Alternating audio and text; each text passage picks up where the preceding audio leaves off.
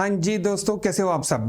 बहुत बहुत स्वागत है आपका आज की इस कॉर्पोरेट न्यूज़ के अंदर। एंड ये कॉर्पोरेट न्यूज़ एक कोशिश है आप सबके कंपनी से रिलेटेड ज्ञान को अपडेट करने की, जहां पर आप अपनी अपनी कंपनियों से रिलेटेड जिनमें आप या तो इन्वेस्टेड हैं या फिर आप इन्वेस्टमेंट की सोच रहे हैं, उनसे रिलेटेड ज्ञान को अपडेट कर सकें। आज हमारे पास बहुत सारी कॉर्पोरेट न्यूज़ इनफैक्ट हैं, जिसमें से ब्राइटकॉम से रिलेटेड है, एंड फिर रेलिगेयर के झगड़े से रिलेटेड है, बायजूस से रिलेटेड है, जोमेटो से रिलेटेड है। मतलब बहुत सारी कॉर्पोरेट न्यूज़ आज की डेट में है हमारे पास हैं। बट इससे पहले कि हम कॉर्पोरेट न्यूज़ को शुरू करें, एक ज़रूरी सूचना।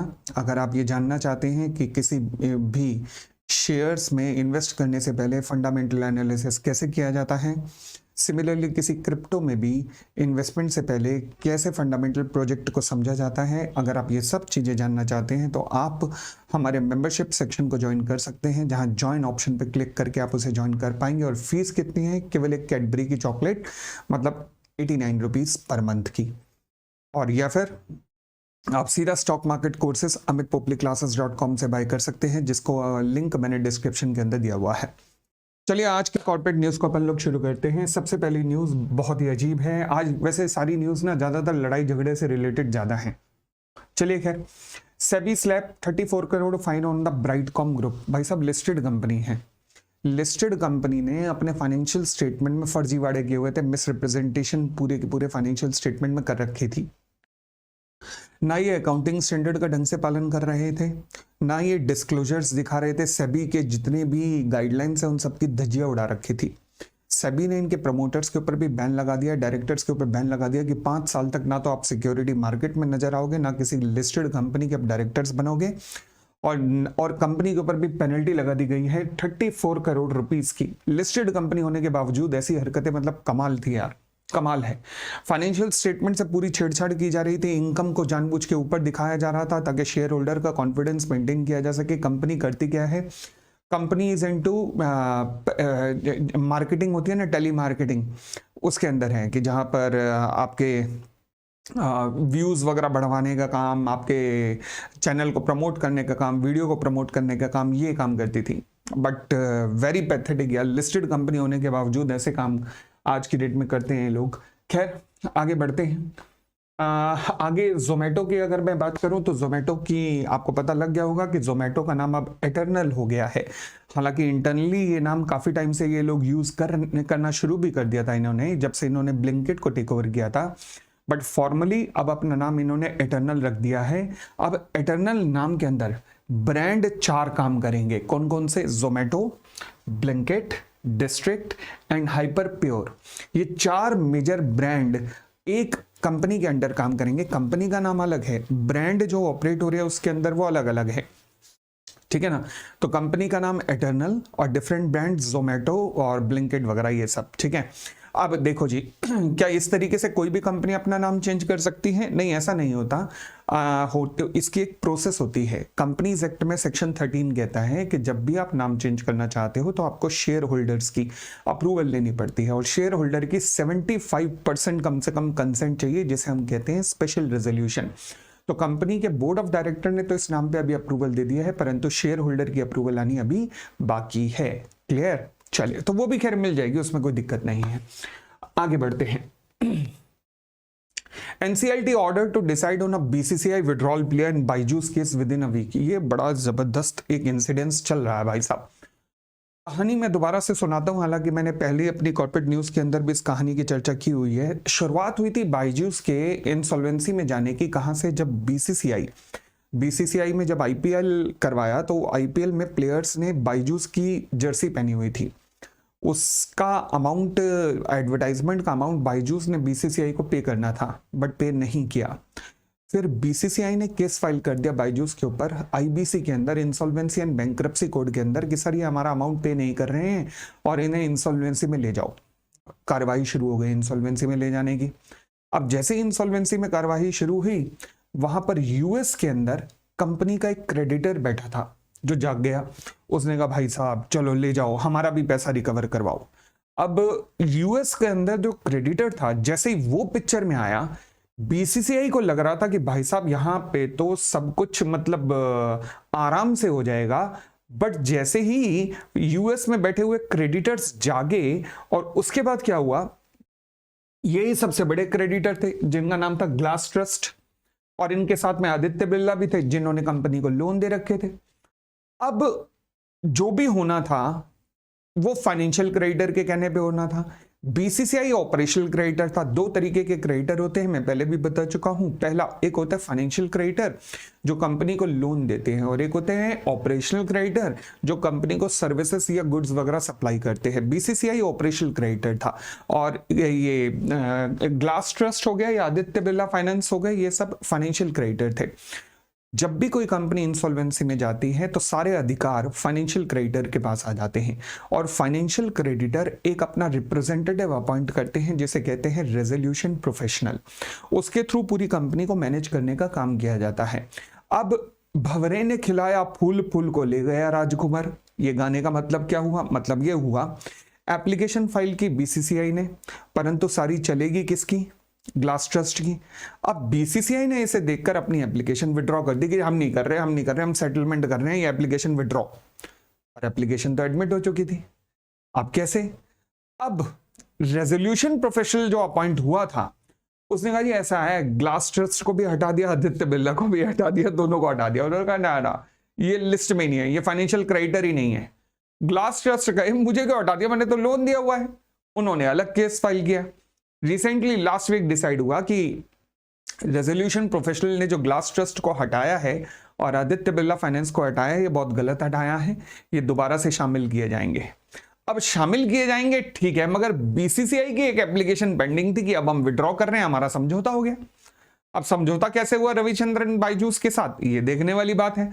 बट फिलहाल आप इस तरीके से मजे नहीं ले सकते कि एप्लीकेशन पहले डाली फिर विड्रॉ किया। आप इस तरीके के मजे तो ले नहीं सकते। अब आप विड्रॉ करना चाह रहे हो या नहीं, इसका डिसीजन भी कौन लेगा? इसका डिसीजन अब कोर्ट लेगा कि भैया तुम्हारी विड्रॉल की एप्लीकेशन को हम एक्सेप्ट करें या ना करें। अब यहां बड़ा पेचीदा मामला है। बीसीसीआई ने पहले तुमने एप्लीकेशन क्यों फाइल की, और एप्लीकेशन फाइल की तो जैसे ही तुमने देखा, तुमने सोचा था हम चलाएंगे पूरी इसकी प्रोसेस को रेजोल्यूशन की और हम इसे पूरी तरह से इंसॉल्वेंट करेंगे या टेक ओवर करवाएंगे, परंतु जैसे ही ग्लास ट्रस्ट आया तुम समझ गए कि भैया तुम्हारी चलनी नहीं, जो चलनी है ग्लास ट्रस्ट की चलनी है। तुमने कहा ना उसकी चलने देंगे ना अपनी, हम एप्लीकेशन विड्रॉ करते हैं। कोर्ट कह रहा है हम तो यहां पे मजे लेने के लिए बैठे हुए हैं। ग्लास ट्रस्ट रहेगा और तुम्हारी एप्लीकेशन विड्रॉ होगी कि नहीं अब हम देखेंगे, कोर्ट ने कहा। तो बीसीसीआई फंस गया और बायजूस भी फंस गया, ये दोनों फंस गए। इनका जो सेटलमेंट होना था वो पूरा फंस गया। अब यहां पर कंपनी इंसॉल्वेंट होगी, ये पक्की बात है। टेक ओवर या फिर इंसॉल्वेंसी में से टेक ओवर या लिक्विडेशन दोनों में से कुछ होगा ही होगा, और जितना भी पैसा बचा खुचा है वो सारा कौन लेके जाएगा? आदित्य बिरला और ग्लास ट्रस्ट ले जाएंगे। कुछ किसी के लिए कुछ बचेगा नहीं। बीसीसीआई को भी बहुत मिलना, मतलब कम ही मिलेगा, ज्यादा नहीं मिलेगा। फंस गए भाई साहब। चलो जी अगली न्यूज पे आते हैं। Byju's creditor to vote on the resolution professional. Again पिछले से जुड़ी हुई न्यूज है, क्योंकि वो जो पिछले रेजोल्यूशन प्रोफेशनल थे जिन्होंने ग्लास ट्रस्ट को हटा दिया था, जिन्होंने आदित्य बिरला फाइनेंस को हटा दिया था, उसे कोर्ट ने हटा दिया उस रेजोल्यूशन प्रोफेशनल को, और अब नए रेजोल्यूशन प्रोफेशनल पे वोटिंग होनी है। अच्छा, सबसे ज्यादा वोटिंग शेयर किसका है? देखो जब भी कंपनी इस तरीके के इंसॉल्वेंसी में जाती है ना, तो वोटिंग शेयर डिपेंड करता है इस बात पर कि आपके पास कितना अमाउंट आपने कंपनी को दिया, कितना आउटस्टैंडिंग है। 90% जो आउटस्टैंडिंग है वो ग्लास ट्रस्ट का है, तो 90% वोटिंग शेयर ग्लास ट्रस्ट का है। वाओ, चलो जी, तो यानी कि जो ग्लास ट्रस्ट ने कहना वही होना है। आगे Delhi high court stay the NFRA's disciplinary action against the auditor in the Man Industries. ये भी एक बड़ा जबरदस्त जजमेंट हुआ। देखो जी, एक संस्था बनाई है सेंट्रल गवर्नमेंट ने जिसे नाफरा कहते हैं। ये एक्चुअल में वो चार्टर्ड अकाउंटेंट जो कि एथिक्स का पालन नहीं कर रहे हैं उनके अगेंस्ट बनाई गई है कि अगर आपने पालन ना किया तो आपकी हम धज्जियां उड़ा देंगे। जब ये संस्था बनाई गई उसके बाद 30 बड़ी बड़ी लिस्टेड कंपनी की भारत की, वहां के चार्टर्ड अकाउंटेंट ने छोड़ दिया अपनी पोस्ट कि भैया हम नहीं कंटिन्यू करेंगे क्योंकि गड़बड़ है, क्योंकि ये नाफरा आ गई है। ये अगर आपने गलत किया तो आपके खून की प्यासी है आज के डेट में। अब हुआ क्या, नाफरा ने रिसेंटली एक जजमेंट पास किया किसके खिलाफ? एंगेजमेंट क्वालिटी कंट्रोल रिव्यूअर के खिलाफ। ये क्या होते हैं? देखो लिस्टेड कंपनीज में क्या होता है कि जब ऑडिटर ऑडिट करता है क्योंकि लिस्टेड कंपनियां इन्वॉल्व है, पब्लिक का इंटरेस्ट इन्वॉल्व है, तो उनके द्वारा किए गए ऑडिट को A to Z, इससे पहले कि शेयर होल्डर देखें ऑडिट रिपोर्ट को, फाइनेंशियल्स को, ऑडिटर के द्वारा किए गए ऑडिट को एक और चार्टर्ड अकाउंटेंट रिव्यू करता है, जिसे कहते हैं engagement quality control reviewer. Recently अपने एक जजमेंट में नाफरा ने कहा कि एंगेजमेंट क्वालिटी कंट्रोल रिव्यूअर ने गलत किया और हम उसके ऊपर पेनल्टी लगाते हैं। अच्छा, एंगेजमेंट क्वालिटी कंट्रोल ने दिल्ली हाईकोर्ट में केस किया और कहा कि भाई ये नाफरा है कौन? नाफरा को अधिकार मिले हैं section 132 of the companies act के अंतर्गत कि वो ऑडिटर के खिलाफ एक्शन ले सकता है। किसके खिलाफ? ऑडिटर।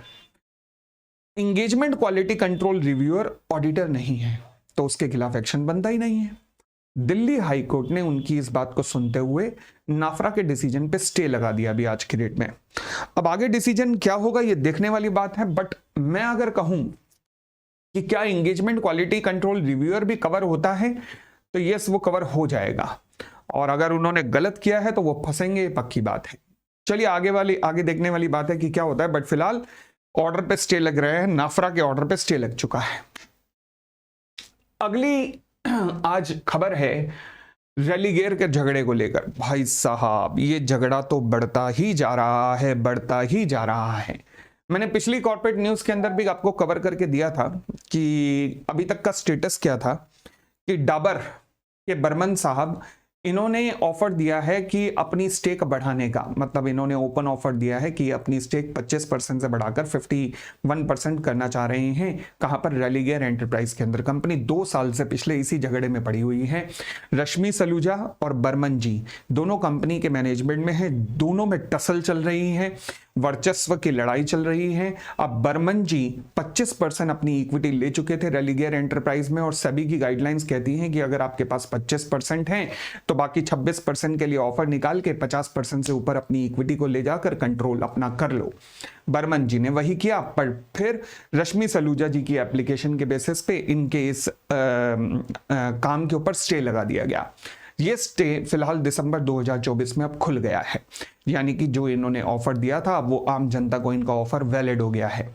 बट रिसेंटली यूके में बैठे हुए एक इन्वेस्टर मिस्टर गायकवाड़, उन्होंने बर्मन जी के द्वारा दिए गए ऑफर को काउंटर कर दिया, और उन्होंने जो बर्मन जी ने ऑफर दिया वो 235 रुपए पर शेयर का ऑफर दिया रेलीगेयर एंटरप्राइज के शेयर होल्डर को कि अपने शेयर मुझे दे दो, मुझसे 235 रुपए ले लो। अब गायकवाड़ जी ने कहा ये 235 दे रहा है, मैं तुम्हें 275 रुपए देने को तैयार हूं, मुझे दो। इसके खिलाफ सेबी ने रोक लगा दी थी गायकवाड़ जी के ऑर्डर के खिलाफ कि नहीं जी तुम कहां से आ गए अब अचानक, हम क्योंकि तुम लेट हो गए हो तो हम तुम्हारी एप्लीकेशन को एक्सेप्ट नहीं करते। यहां तक का स्टेटस मैं आपको पहले बता चुका था। अब सुप्रीम कोर्ट में एप्लीकेशन फाइल की गायकवाड़ जी ने, सुप्रीम कोर्ट ने कहा भाई प्रॉब्लम क्या है सेबी को, अगर वो अच्छा ऑफर ला रहे हैं, शेयर होल्डर का बेनिफिट हो रहा है, तो सेबी तुम्हें प्रॉब्लम क्या है इसमें? इसलिए सुप्रीम कोर्ट ने कहा गायकवाड़ जी का ऑफर एक्सेप्ट कर लिया जाएगा। एक्सेप्ट किया जाएगा मतलब बर्मन जी अब तुम्हें बिड बढ़ानी पड़ेगी। तो डाबर के बर्मन जी के ऊपर अब आ गया है कि अब वो बिड बढ़ाते हैं या नहीं। अगर वो नहीं बिड बढ़ाएंगे तो गायकवाड़ जी का ऑफर जो है वो वैलिड हो जाएगा। सुप्रीम कोर्ट ने गायकवाड़ जी को कहा है कि आप सीरियस हो नहीं, इसलिए 600 करोड़ रुपए पहले एक एस्क्रो अकाउंट होता है जहां से शेयर होल्डर को पेमेंट जाएगी, तो वहां पे जमा करा दो। अगर गायकवाड़ जी ने पेमेंट जमा करा दी तो बर्मन जी के लिए टफ टास्क हो जाएगी, उन्हें ऑफर बढ़ाना पड़ेगा। वो बढ़ाएंगे तो गायकवाड़ जी भी बढ़ा सकते हैं। अब ये खेल चलेगा और शेयर होल्डर की चांदी हो सकती है अगर ये खेल शुरू हो गया तो। शेयर होल्डर की बल्ले बल्ले है अगर ऐसा हो गया तो। बट अगेन इसके बेसिस पे ये नहीं कि रेलीगेयर का कल शेयर ले लो ना, भाई साहब झगड़े में है कंपनी, क्योंकि झगड़ा एक और भी है। वो क्या? रश्मि सलूजा। अब हुआ क्या कि कंपनी में एजीएम थी, एनुअल जनरल मीटिंग जो साल में एक बार होती है शेयर होल्डर्स की, वहां पे रश्मि सलूजा जी को प्रपोज किया गया री अपॉइंटमेंट या फिर रिटायरमेंट के लिए। देखो हर डायरेक्टर को ना एक सर्टेन टाइम के बाद शेयर होल्डर के सामने जाना होता है अपनी परफॉर्मेंस लेकर, और अपनी परफॉर्मेंस लेकर जब वो डायरेक्टर जाता है तो शेयर होल्डर उसे डिसाइड करते हैं कि इसकी परफॉर्मेंस कैसी रही। अगर परफॉर्मेंस अच्छी रही तो शेयर होल्डर उसे रीअपॉइंट करते हैं, परंतु परफॉर्मेंस अच्छी नहीं रही तो फिर उसका रिटायरमेंट करवा दिया जाता है डायरेक्टर का। अब एजीएम के अंदर ये प्रपोजल आया हुआ था कि रश्मि सलूजा जी को रीअपॉइंटमेंट का प्रपोजल आया हुआ था, और ये पक्की बात थी कि उनको हटा देते कल, पक्की बात थी। रश्मि सलूजा जी ने ये प्रपोजल आगे ही नहीं बढ़ने दिया, क्योंकि कंपनी की मैनेजिंग डायरेक्टर हैं।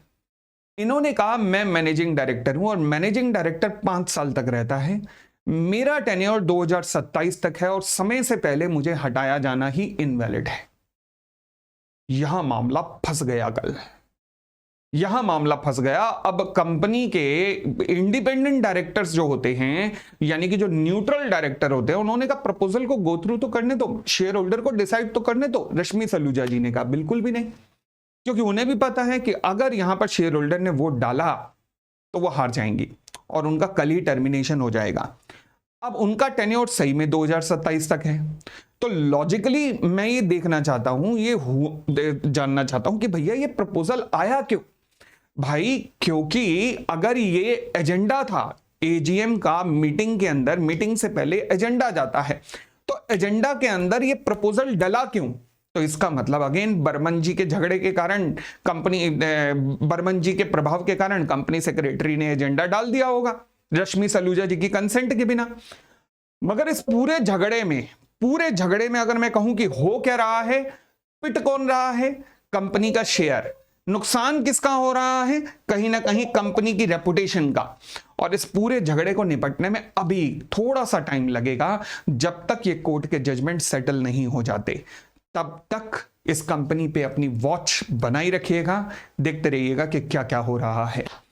चलो जी, तो ये थी हमारी आज की कॉर्पोरेट न्यूज। उम्मीद करता हूं कि आपको ये पसंद आई होगी, और अगर आई होगी तो आप भी कंजूसी छोड़कर इस वीडियो को लाइक जरूर करेंगे, क्योंकि मैं ये जानता हूं कि ये वीडियो सुनने वाले कंजूस बहुत होते हैं, वीडियो देख के भी लाइक नहीं करते। आज हम टारगेट रख रहे हैं 1000 लाइक्स का। मुझे विश्वास है कि आप ये लाइक्स जरूर प्रोवाइड करेंगे। बहुत बहुत धन्यवाद। Thank you, bye bye, take care.